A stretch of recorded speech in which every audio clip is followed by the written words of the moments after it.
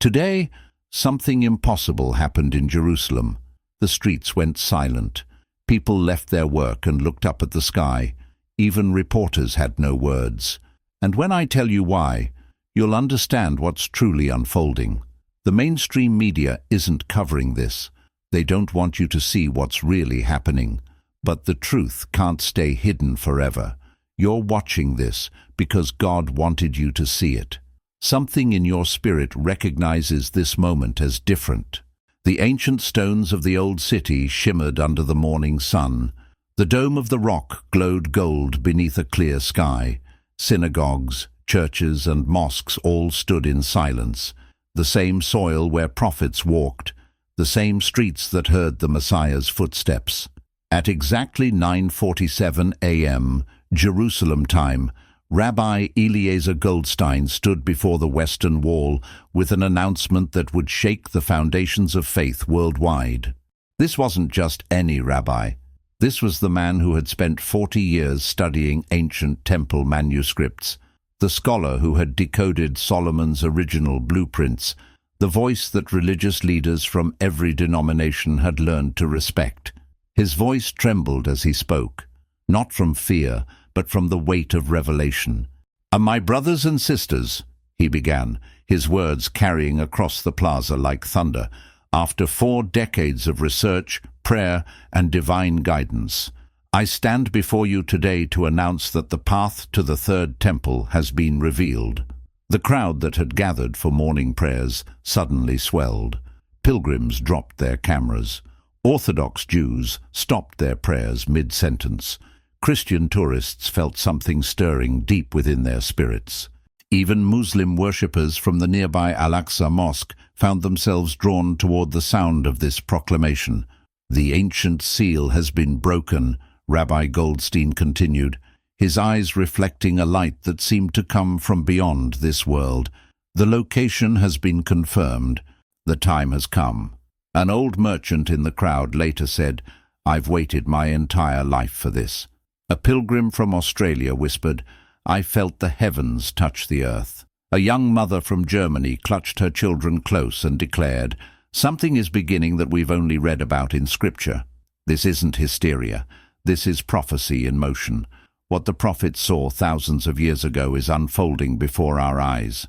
Remember the words of Zechariah 8:23. "In those days 10 men from every nation and every language will take hold of one Jew by the hem of his robe and say, 'Let us go with you, because we have heard that God is with you.'"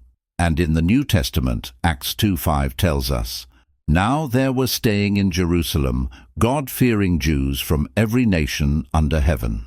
The continuity of prophecy, my friend. From the ancient prophets to the apostles, the same divine thread weaves through time, and today that thread has become visible to human eyes. But this was only the beginning. As Rabbi Goldstein's words echoed through the plaza, something else began to happen, something that would prove this wasn't just another religious announcement, but the opening of a door that had been sealed for 2,000 years. My friend, can you feel this in your spirit? Do you realize we are witnessing what generations only dreamed of? God is moving the pieces of the end times. The veil between heaven and earth is getting thinner. What happened this morning in Jerusalem wasn't just an announcement, it was a trumpet call. And as the day unfolded, more signs began to appear, signs that would confirm beyond any doubt that we are living in the most significant moment in human history since the resurrection of Christ. Are you ready for what comes next?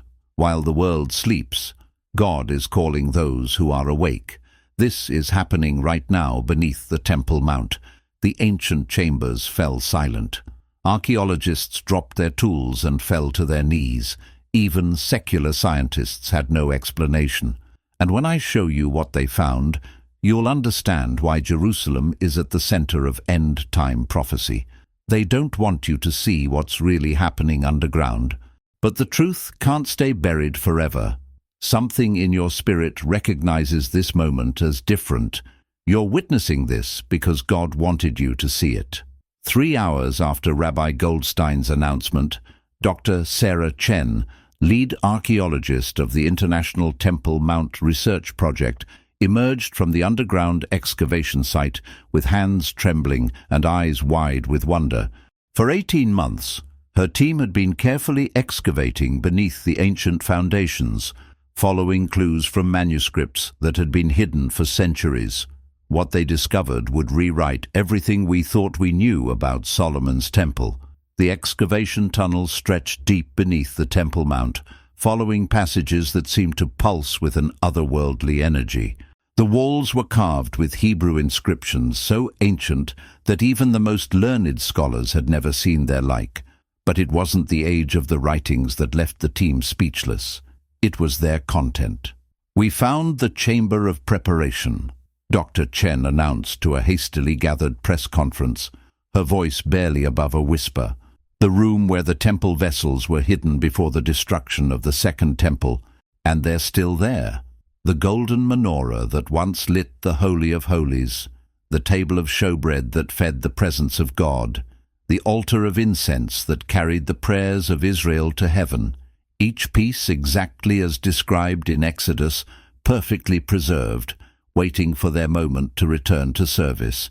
But there was something more, something that made even hardened archaeologists weep with joy and trembling. Rabbi David Levine, who had been called to authenticate the findings, described what he saw.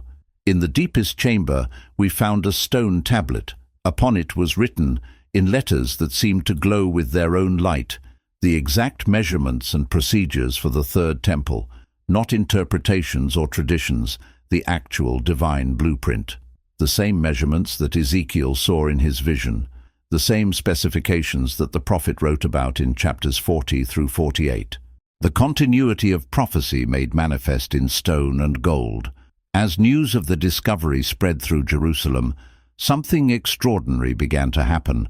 Jews, Christians, and even respectful Muslims started gathering at the Western Wall, not to protest or argue, but to witness, to be present at the moment when heaven touched earth. A young rabbi from Brooklyn said, "I felt my grandfather's prayers being answered. 4 generations of waiting, and now I'm here to see it." An elderly woman from Ethiopia declared, "The God of Abraham, Isaac, and Jacob is moving.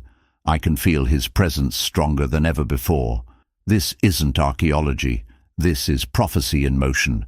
What Isaiah saw in chapter 2-3 is happening before our eyes.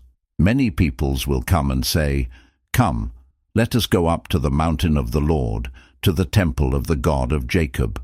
And just as Jesus promised in Matthew 24:14, "And this gospel of the kingdom will be preached in the whole world as a testimony to all nations, and then the end will come." But the discoveries weren't finished. As Dr. Chen's team explored deeper into the chambers, they found something that would confirm beyond any doubt that this wasn't just human discovery, but divine revelation.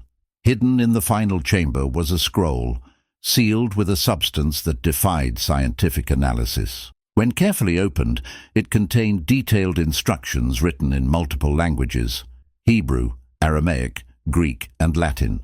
Instructions not just for building the temple, but for preparing the way for something far greater.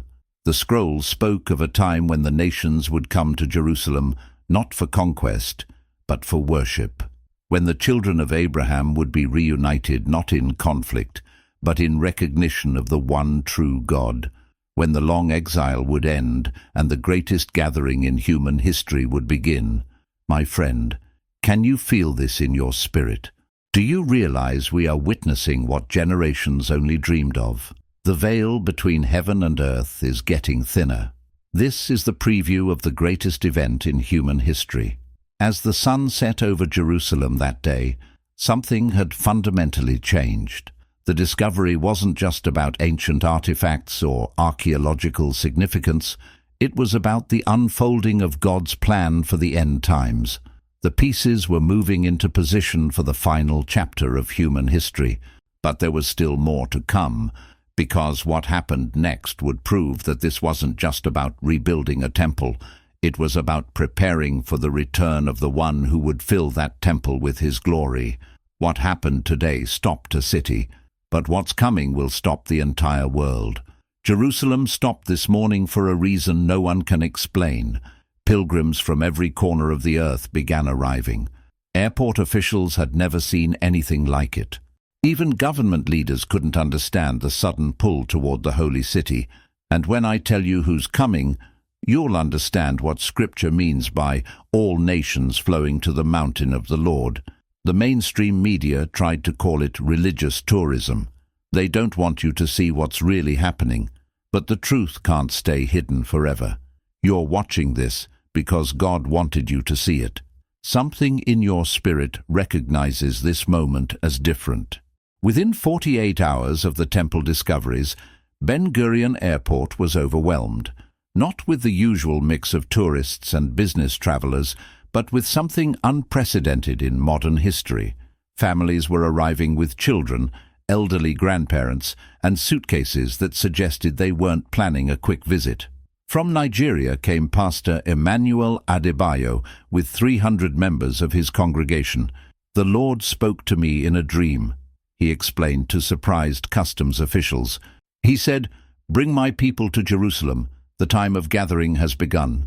From South Korea, Elder Park Sung-ho arrived with 150 families. "We sold our businesses, our homes. We heard the call and we came." But it wasn't just Christians responding to this mysterious summons.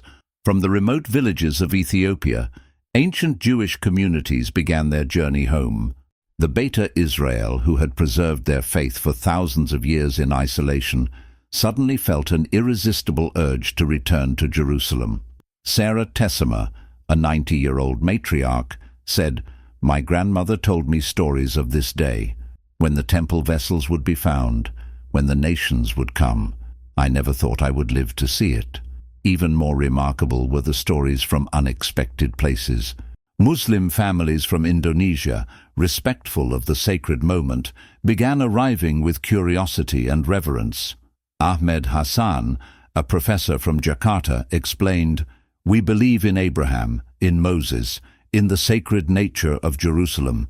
We come not to convert or change, but to witness what the Creator is doing."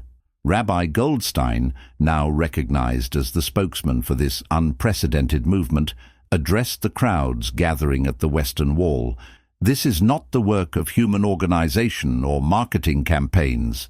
This is the fulfillment of Isaiah 66:18. I will gather all nations and tongues, and they will come and see my glory." The hotels of Jerusalem were full within days. Families camped in parks, in synagogues, in churches that opened their doors. The city government, overwhelmed by the logistics, established temporary housing areas, but no one complained. There was a spirit of unity, of anticipation, that transcended normal human concerns. Dr. Rebecca Martinez, a sociologist from Madrid who had come to study the phenomenon, found herself becoming part of it. "I came as an academic observer," she admitted, "but something happened to me at the Western Wall. I felt called. I felt like I was supposed to be here for something much bigger than research." The gathering wasn't chaotic or disorganized. Somehow, people seemed to know where to go, what to do. Jews naturally gravitated toward the synagogues and the Western Wall. Christians found fellowship in the ancient churches of the Old City. Muslims were welcomed at their holy sites. But increasingly, all three communities found themselves drawn to the same places, praying at the same times, feeling part of the same great movement. This isn't sociology, this is prophecy in motion. What Joel prophesied in chapter 2, 1-2 is happening before our eyes. "Blow the trumpet in Zion, sound the alarm on my holy hill. Let all who live in the land tremble, for the day of the Lord is coming. It is close at hand." And as Jesus promised in John 12:32, "And I, when I am lifted up from the earth, will draw all people to myself." Children played together in languages they didn't share, but somehow understood. Elderly Jews found themselves in conversation with young Christians from Africa about scripture they both cherished. Muslim scholars engaged in respectful dialogue with rabbis about the shared heritage of Abraham. Maria Santos, a grandmother from Brazil, captured the feeling perfectly. I've been to Jerusalem before as a tourist. This time is different. This time, it feels like coming home to a place I've never been, but always belonged to. By the fifth day, international news couldn't ignore the story anymore. The images were too powerful. Hundreds of thousands of people from every nation, every language, every background, gathering peacefully in Jerusalem with a shared sense of anticipation and reverence. Government officials were baffled. There had been no organizing committee, no advertising campaign, no coordination between religious leaders, yet somehow people knew to come. They knew this was the moment. My friend, can you feel this in your spirit? Do you realize we are witnessing what generations only dreamed of? God is moving the pieces of the end times. The veil between heaven and earth is getting thinner, but the gathering was just the beginning, because what happened next would prove that this wasn't just about human pilgrimage, it was about divine intervention. Something was coming that would change everything. The ancient prophecies spoke not just of gathering, but of revelation, not just of assembly, but of appearance. The nations were flowing to Jerusalem, just as Scripture promised. But they weren't coming just to see a temple or artifacts. They were coming because something in their spirits told them that the king was about to return to his city. What happened today brought the nations together, but what's coming next will bring heaven to earth. This is happening right now over Jerusalem. The clouds parted in a way meteorologists cannot explain. Light appeared that wasn't from the sun. Even skeptics fell to their knees in wonder. And when I tell you what descended upon the Temple Mount, you'll understand that we are witnessing the greatest moment in human history. They're trying to find scientific explanations. They don't want you to see what's really happening, but the truth can't stay hidden forever. You're watching this because God wanted you to see it. Something in your spirit recognizes this moment as the fulfillment of everything. 7 days after the great gathering began, as hundreds of thousands of pilgrims from every nation filled the streets of Jerusalem, something happened that will be remembered until the end of time. It began at dawn. The sky over the Temple Mount, which had been clear and normal moments before, suddenly filled with a light that wasn't quite sunlight. It was brighter, but somehow gentle, radiant, but not blinding. Those who witnessed it later struggled to find words, but all agreed on one thing: this light carried presence. Rabbi Goldstein stood at the Western Wall, surrounded by Jews, Christians, Muslims, and people of every faith and background. In that moment, denominational differences seemed to dissolve in the face of something infinitely greater than human understanding. "Behold," he whispered, his voice somehow carrying across the vast crowd, "the glory of the Lord returns to his temple." The light began to descend, not harshly or dramatically, but like a gentle settling. As it touched the ancient stones of the Temple Mount, those present felt rather than heard a sound. Not quite music, not quite words, but something that spoke directly to the soul. Dr. Sarah Chen, the archaeologist who had discovered the sacred vessels, later described what she experienced. "I felt every prayer ever prayed at this site, every tear shed by pilgrims across centuries, every moment of faith throughout history seemed to converge in that light." Pastor Emmanuel from Nigeria fell to his knees, tears streaming down his face. This is what Moses saw on Mount Sinai. This is what Isaiah witnessed in the temple. This is what John described in Revelation, the glory of God returning to his people. But the miracle wasn't just for those physically present. Around the world, people reported extraordinary experiences. In churches across Africa, congregations spontaneously began singing the same ancient Hebrew songs they had never learned. In synagogues from New York to Melbourne, elderly rabbis wept as they felt the presence they had studied about all their lives. Sarah Tessima, the Ethiopian grandmother who had come to witness this moment, spoke for millions when she said, "I have seen the salvation of my God. My ancestors, prayers have been answered. The exile is over. This isn't mysticism. This is prophecy fulfilled. What Ezekiel saw in chapter 43, 4-5, is happening before our eyes. The glory of the Lord entered the temple through the gate facing east. Then the Spirit lifted me up and brought me into the inner court, and the glory of the Lord filled the temple. And as promised in Revelation 21:3, and I heard a loud voice from the throne saying, "Look, God's dwelling place is now among the people, and he will dwell with them." The light remained over the Temple Mount for 3 hours. During that time, something unprecedented in modern history occurred.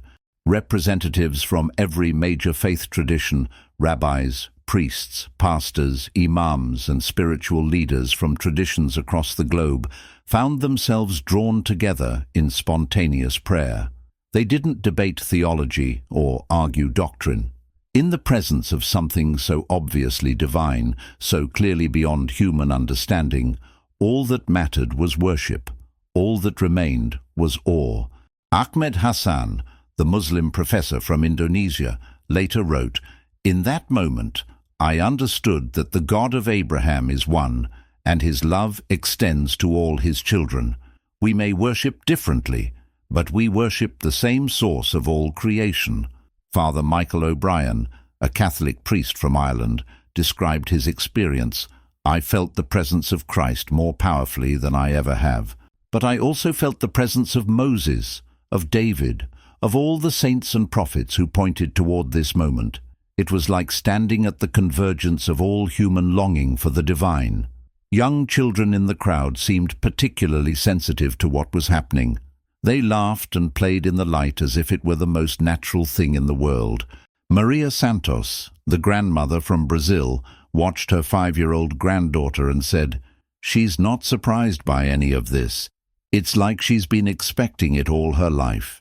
As the light gradually faded into the evening sky, those present knew that everything had changed, not just for Jerusalem, not just for the religious world, but for all of humanity. The return of the divine presence to earth wasn't an ending. It was a beginning. Rabbi Goldstein addressed the vast assembly one final time. "My brothers and sisters from every nation, you have witnessed what the prophets could only dream of seeing. The temple vessels have been found. The nations have gathered. The glory has returned. But this is not the end of the story. This is the beginning of the greatest chapter." The crowd began to disperse, but no one really left. How could they? They had witnessed the impossible. They had felt the touch of eternity. Many decided to remain in Jerusalem, to be part of whatever was coming next. International leaders struggled to respond to reports of what had happened. How do you explain away the testimony of hundreds of thousands of witnesses from every nation? How do you dismiss the simultaneous experiences reported from around the globe? But for those who were there, for those who felt the presence and saw the light, no explanation was needed. They had witnessed the fulfillment of promises made thousands of years ago. They had seen the beginning of the final chapter of human history. My friend, can you feel this in your spirit? Do you realize what we have witnessed? The veil between heaven and earth hasn't just gotten thinner, it has been torn open. This is the preview of the greatest event in human history. What happened today over Jerusalem wasn't just a miraculous visitation. It was a promise, a guarantee, a down payment on the full revelation that is coming. The nations gathered, the glory descended, the presence returned, and somewhere in the joy and wonder of that impossible day, every person present understood the same truth. This was just the beginning. The king who had visited his city would return to rule it. The light that had appeared would become eternal. The gathering of nations was preparation for the kingdom that would never end. Now that you know this, what will you do about it? Are you ready for what comes next? While the world sleeps, God is calling those who are awake. What happened today stopped the world, but what's coming will transform it forever. Until then, stay ready, stay faithful. Maranatha.